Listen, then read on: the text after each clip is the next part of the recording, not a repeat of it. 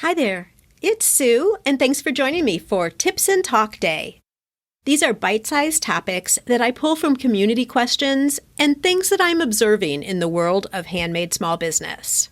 If you'd like to submit a topic, DM me over on Instagram at GiftBizUnwrapped.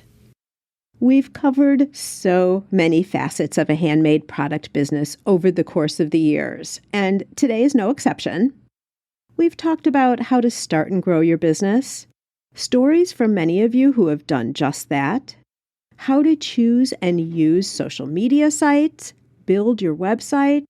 Oh my gosh, there is just so much information here for you, but not necessarily at your fingertips.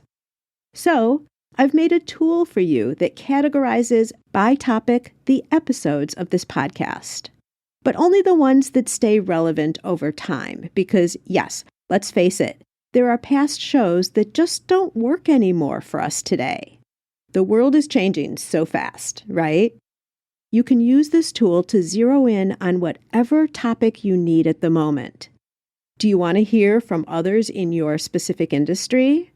How about details on Pinterest or setting up an email strategy? You can now easily find the right episodes and create your priority listening roster. Consider this your Gift Biz Resource Center at a glance. It's a Google Sheet, best viewable on your computer versus your phone. Make sure to look on the bottom where there are 5 separate sections for easy topic reference, kind of like chapters of a book. It makes finding the shows to help you with what you're working on right now so much easier. To access this free resource, go to giftbizunwrapped.com/topics. Is it possible that you underestimate the value of confidence and enthusiasm? I realize these are 2 entirely separate things, but they do go hand in hand in your business and can seriously impact your progress and the success you'll see in the long run. Let's define each of these first, so we're on the same page in terms of what I'm talking about. Then I'll go into how they affect your business and what you can do to leverage each characteristic to your benefit. Let's start with confidence. Confidence means feeling sure of yourself and your abilities, not in an arrogant way, but in a realistic, secure way. It's not about feeling superior to others. Rather, it's a solid, peaceful inner knowledge and understanding of who you are and what you're capable of. When we move over to enthusiasm, this revolves around 2 words, excitement and interest. The level of enthusiasm one has is based on how they portray these characteristics and to what degree. Having strong but appropriate levels of confidence and enthusiasm play a part in many areas of your business. Really, they affect all aspects in one way or another. But showing confidence and enthusiasm can make you feel vulnerable. What if people don't see your vision the same way as you do? What if they don't agree? What if they already judge you and don't think you can accomplish what you've set out to do? It's questions like this that we ask ourselves that make us play small.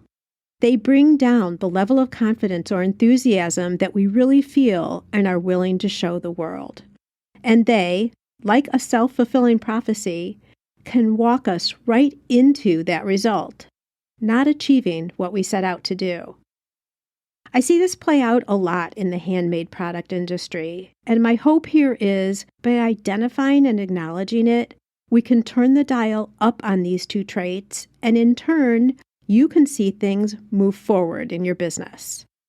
If you already rank high on confidence and enthusiasm, it's okay to stop this episode right here and move on to another one of interest that will serve you more. But if you recognize in yourself, just by the little bit that I've already said up to this point, that your confidence or enthusiasm could use a boost, listen on. When considering confidence, I see makers highly confident in product creation. After all, you've identified the materials that are the quality you desire, you have the actual art of making, meaning the creativity and skills, or have acquired the necessary training. You've perfected your production methods, including equipment, proportions, timing, and any special touches that make your products uniquely yours. This is not a problem. Where confidence lags comes in two other places. First, the business side of things.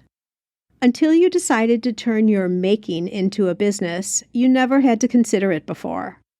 Perhaps you've never had business experience, or are thinking you should have paid more attention in some of your classes at school. So your confidence in knowing what to do is lower. I have great news for you here.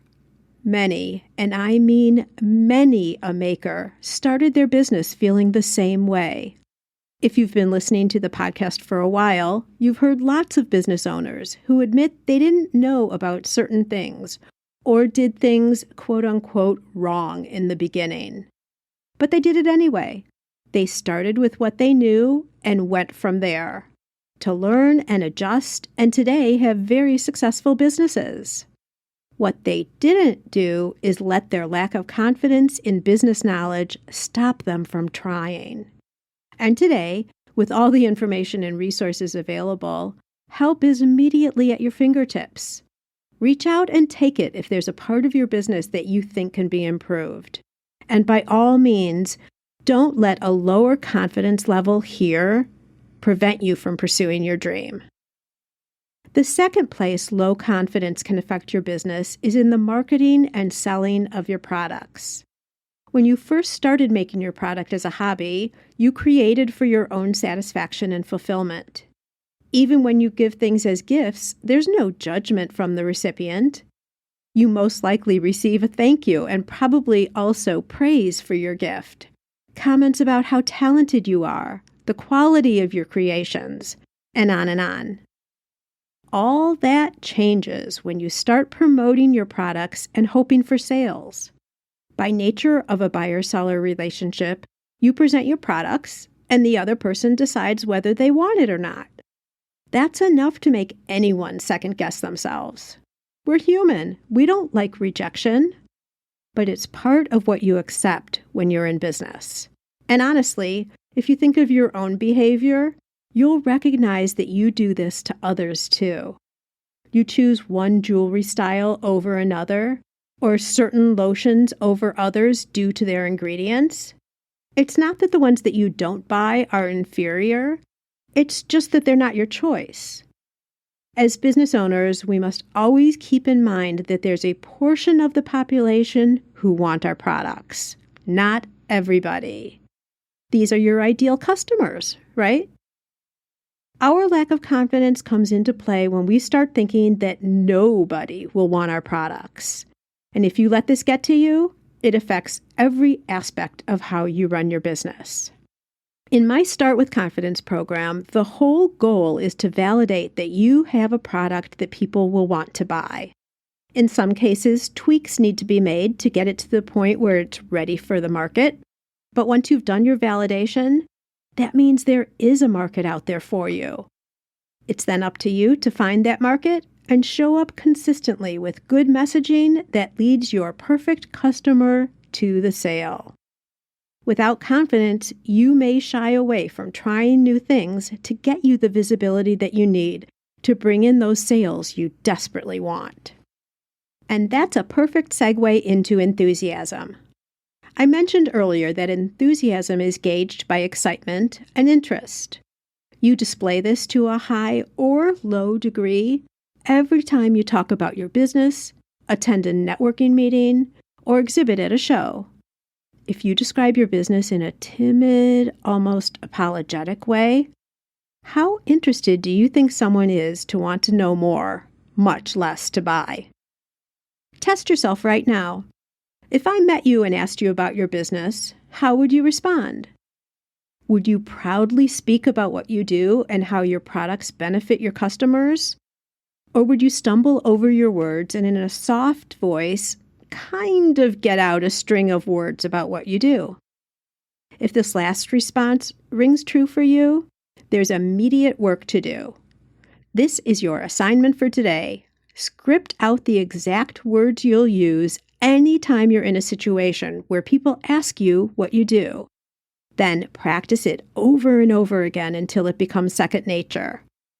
If you want help with this and a specific model to follow, you can find that in my Network Ninja program. I'll put links to both of these programs, Start with Confidence and Network Ninja, that I've referenced here in the show notes. And you can also find them on the website, of course.